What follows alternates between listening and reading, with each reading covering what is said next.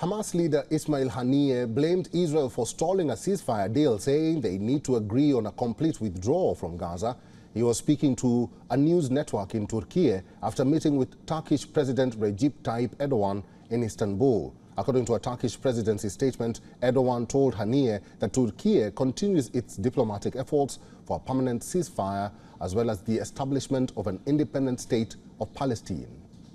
Now, according to a Turkish presidency statement, Erdogan told Haniyeh that Turkey continues its diplomatic efforts for a permanent ceasefire as well as the establishment of an independent state of Palestine.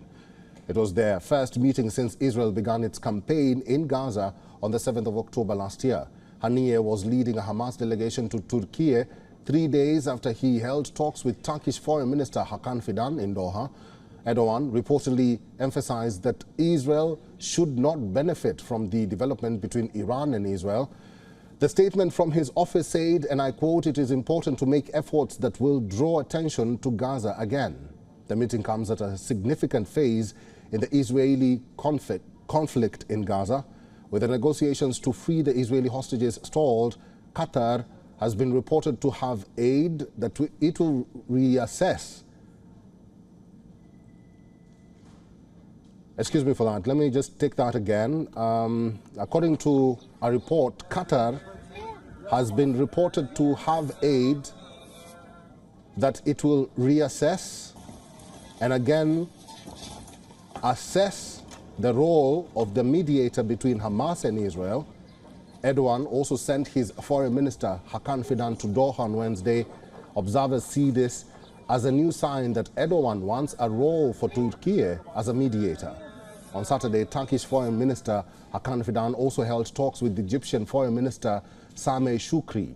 Both said the tensions between Israel and Iran, as well as other conflicts in the region, will not be resolved unless a Palestinian state is recognized.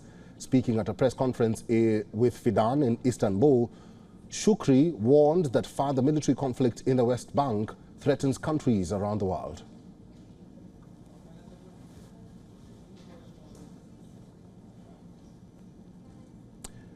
Retired Colonel Rich Outzen is a senior fellow at the Atlantic Council and the Jamestown Foundation. Colonel Outzen is joining us live from Washington, D.C. Rich Outzen, good to see you and welcome. It looks like the Hamas leader is on a diplomacy spree. First, he was in Egypt, then he was in Doha, and now he spent his weekend in Turkey. What does that tell you, especially the countries that Ismail Haniyeh chose to visit? Well, Eric, it's good to be with you.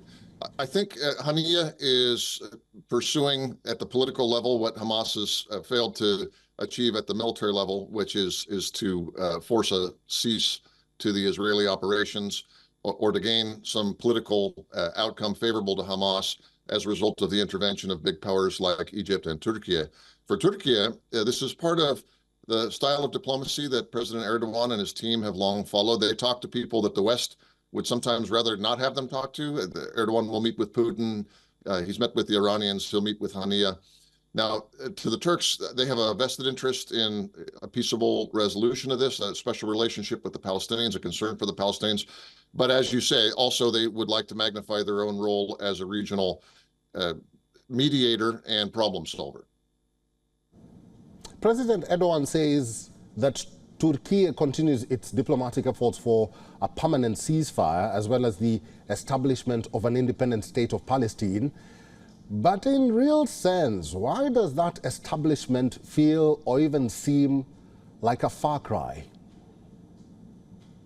Well, if it was easy to have a two-state solution, then probably the efforts of the 1990s and even under the period of the President Bush 43 administration, when there were real efforts at a roadmap, or during President Obama's time, when there was a lot of political will in Europe and the United States, and some peace negotiations on both sides between the Israelis and the Palestinians, people on both sides who sort of wanted to make this work, it would have worked then.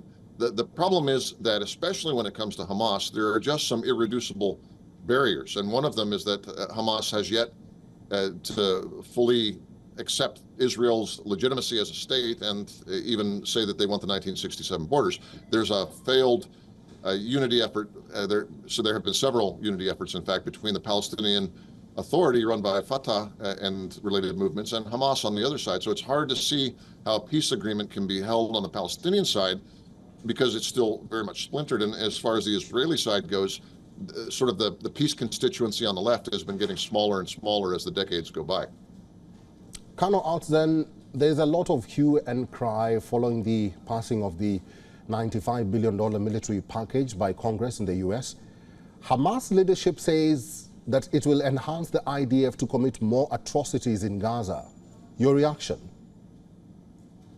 Well, the use of the word atrocities is interesting. And I noticed in the lead into the story, we referenced the beginning of Israeli operations on October 7th. Let's not forget the atrocities on the side of Hamas that prompted that. If you're Israel, you have a duty to protect your own citizens first and foremost. Any state does. So if we are talking about leaving Hamas's military structure intact in Rafah by having a ceasefire now, you can favor that or not favor it, but certainly you can understand the Israelis saying, no, we won't do that.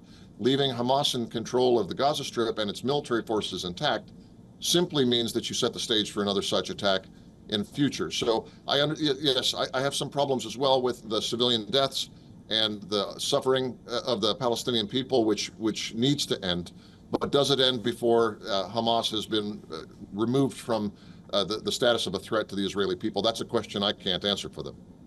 All right. I've been talking to retired Colonel Rich Outzen, who's a senior fellow at the Atlantic Council and the Jamestown Foundation. Colonel Rich, as always, thank you very much for talking to us today. Thank you, Eric. For all the latest news, download the WION app and subscribe to our YouTube channel.